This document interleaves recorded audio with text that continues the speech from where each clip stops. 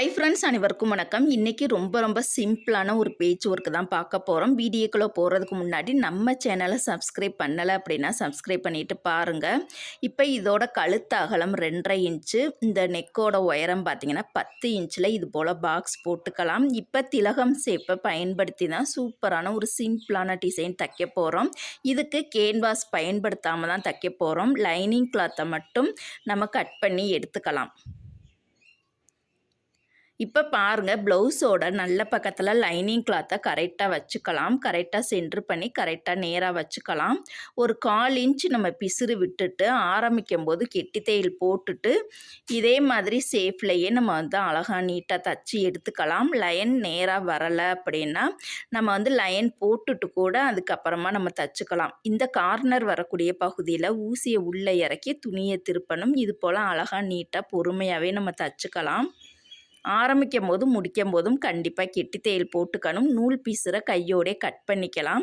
இப்போ நடுவில் இருக்கக்கூடிய எக்ஸ்ட்ரா கிளாத்தை இது போல் நம்ம கட் பண்ணி எடுத்துக்கலாம். ஃபஸ்ட்டு கொஸ்டின், நெக்கோட அகலமும் உயரமும் எவ்வளவு? இப்போ ஃபினிஷிங் அழகாக கிடைக்கிறதுக்காக தையலில் படாமல் இது போல் குட்டி குட்டியாக நம்ம கட் பண்ணி எடுத்துக்கலாம். ஃபஸ்ட்டுலேருந்து லாஸ்ட்டு வரைக்கும். இப்போ பிசுரையும் லைனிங் கிளாத்தையும் நம்ம கையோட ரைட் சைடு வச்சுட்டு லைனிங் கிளாத் மேலே ஒரு படிமான தையல் போட்டுக்கலாம். இந்த தையல் சேஃப்டிக்காக போடக்கூடிய தையல்.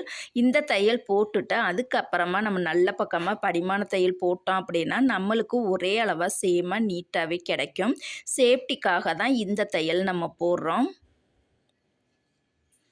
இப்போ இந்த லைனிங் கிளாத்தை உள்பக்கமாக தள்ளி விட்டுட்டு நல்ல பக்கம் ஒட்டுலே ஓரத்திலே அழகாக படிமான தையல் போட்டுக்கலாம். இந்த படிமான தையல் போடும் பொழுது ஓரத்திலே அழகாக நீட்டாகவே வரணும். வளைவு நெளிவு வராமல் இது போல் பொறுமையாக நீட்டாக நம்ம தச்சு எடுத்துக்கணும். தையல் பொடி தையலாக இருக்கணும். பெரிய தையல் ஓட்டு தையலாக இருக்கக்கூடாது. பொடி தையலாக இருந்தால் தான் டிசைன் பார்க்குறதுக்கு ரொம்ப சூப்பராக அழகாக இருக்கும். 2வது கொஸ்டின், சதுர துணியின் நீளம் அகலம் எவ்வளவு? இப்போ பாருங்கள், அழகாக நீட்டாக நம்ம தச்சு முடிச்சிட்டோம். இந்த பகுதியை அவுட்லைன் ஃபுல்லாக தச்சு எடுத்து டாட்லாம் முடிச்சுட்டு அயன் பண்ணி எடுத்துக்கலாம். இப்போ 2.5 இன்ச் நீளமும் 2.5 இன்ச் அகலத்தில் இது போல் ஸ்கொயர் ஷேப்பில் கட் பண்ணி இந்த மாதிரி ஷேப்பில் நம்ம தச்சு எடுத்துக்கலாம். நான் சாம்பிளுக்காக உங்களுக்கு 2 பீஸ் மட்டும் தச்சு காமிக்கிறேன். இதோட நூல் பிசுறு எல்லாத்தையுமே கையோடே கட் பண்ணிடணும் பாருங்கள். இப்போ இந்த பகுதியை ஓப்பனாக இருக்கக்கூடிய பகுதியை இந்த மாதிரி நம்ம நல்ல பக்கமாக திருப்பினோம் அப்படின்னா ஒரு இதழ் மாதிரி நம்மளுக்கு கிடைக்கும். இது போல் நிறையா பீஸ் நம்ம தச்சு ரெடி பண்ணியிருக்கோம். இப்போ இதை ஒன் சைடு நெக்காக தான் நம்ம பயன்படுத்தி தைக்க போகிறோம். இந்த மாதிரி நம்ம லைன் போட்டுக்கலாம். ஒன் சைடு நம்ம லேஸை பயன்படுத்தி தச்சுக்கலாம். இதுக்கு பார்த்திங்கன்னா கோல்டு கலர் லேஸ் தான் நான் எடுத்திருக்கேன். இதை கழுத்தை ஒட்டியே ஓரத்துலேயே அழகாக நம்ம தையல் போட்டுக்கலாம். லேஸுக்கு மேட்சாக இருக்கக்கூடிய நூல் கண்டிப்பாக எடுத்துக்கணும். கோட்டை ஒட்டியே கட் பண்ணாமல் எக்ஸ்ட்ரா 1/2 இன்ச்சு கூடுதலாக விட்டு கட் பண்ணிவிட்டு பிசுறு தெரியாமல் உள்பக்கமாக மடித்து விட்டுட்டு இன்னொரு தையல் இந்த ஓரத்தில் நம்ம போட்டுக்கலாம். இப்போ நம்ம தைக்கக்கூடிய லேஸோட அகலம் பார்த்திங்கன்னா கரெக்டாக 1/4 இன்ச் அகலத்தில் இருக்கக்கூடிய லேஸ் தான் நான் எடுத்திருக்கேன்.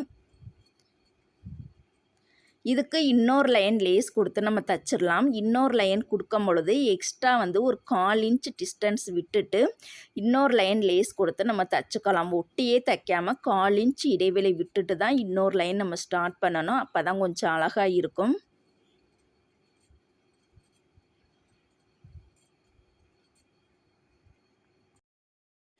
3வது கொஸ்டின், இந்த லேஸோட அகலம் எத்தனை இன்ச்சு சைஸில் நம்ம எடுத்திருந்தோம்? 1/4 இன்ச்சா இல்லை 1/2 இன்ச்சு சைஸில் எடுத்திருந்தோமா? இப்போ நம்ம தச்சு முடிக்க போகிறோம். இப்போ பாருங்கள், தச்சதுக்கப்புறம் ரொம்பவே அழகாக இருக்குது. இப்போ இந்த சைடு அந்த ஒவ்வொரு இதழ் பகுதியுமே இந்த மாதிரி ஷேப்பில் தான் நம்ம வந்து தைக்க போகிறோம். 3 இதழ் வர்ற மாதிரி தான் நம்ம தைக்க போகிறோம். இதுக்கு ஊசியில் நம்ம 4 நூல் கோர்த்துக்கலாம். அந்த இதழ் ஷேப் என்ன கலர் இருக்கோ அதுக்கு மேட்சாக இருக்கக்கூடிய நூல் கண்டிப்பாக எடுத்துக்கணும். அந்த ப்ளவுஸ் கலர் நூல் வந்து எடுக்கக்கூடாது. இதழ் ஷேப் என்ன கலரில் இருக்கோ அதுக்கு மேட்சாக இருக்கக்கூடிய நூல் ஊசியில் 4 நூல் கோர்த்துட்டு இது போல் அந்த இதழோட தையல் பகுதி சென்டரில் வர்ற மாதிரி நம்ம வந்து ஒவ்வொரு நாட் வந்து போட்டுக்கலாம். கிட்ட கிட்ட பக்கத்துலேயே வச்சுக்கணும் பாருங்கள். இது போல் நழுவாமல் கரெக்டாக தைக்கணும்.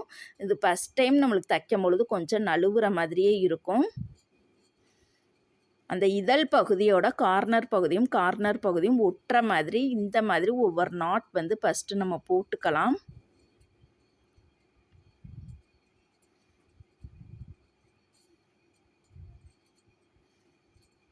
கீழே இப்போ நுனி பகுதியில் ஒவ்வொரு நாட் வந்து நம்ம போட்டுக்கலாம்.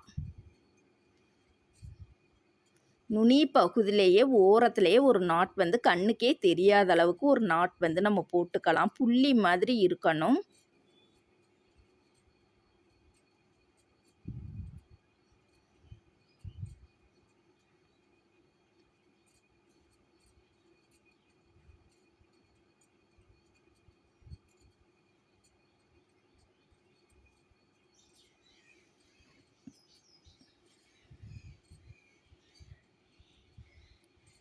இப்போ இந்த இடத்துல நுனி பகுதியில் நம்ம பீட்ஸ் வச்சு தான் நம்ம தைக்க போகிறோம். ஒவ்வொரு தையல் போட்டாலே நம்மளுக்கு போதுமானது. ஒவ்வொரு இதழ் பகுதியிலையுமே பீட்ஸை வச்சு நம்ம தைச்சிக்கலாம். இந்த டிசைன் இப்போ ட்ரெண்டியாகவே போய்கிட்டு இருக்கு. கண்டிப்பாக யூஸ் பண்ணி தைங்க. இந்த மாதிரி டிஃப்ரெண்ட்டான டிசைனுக்கெல்லாம் ரேட் கொஞ்சம் கூடுதலாக வரும். அடுத்த கொஸ்டின், ஒன் சைடு டிசைனுக்கு ஒவ்வொரு இதழ் 3 நம்ம வச்சுருந்தோம். மொத்த இதழின் எண்ணிக்கை எவ்வளவு? ஒன் சைடு நெக்குக்கு மொத்த இதழின் எண்ணிக்கை எவ்வளவு? 3 அப்படின்னா ஒவ்வொரு இதழின் எண்ணிக்கை எவ்வளவு?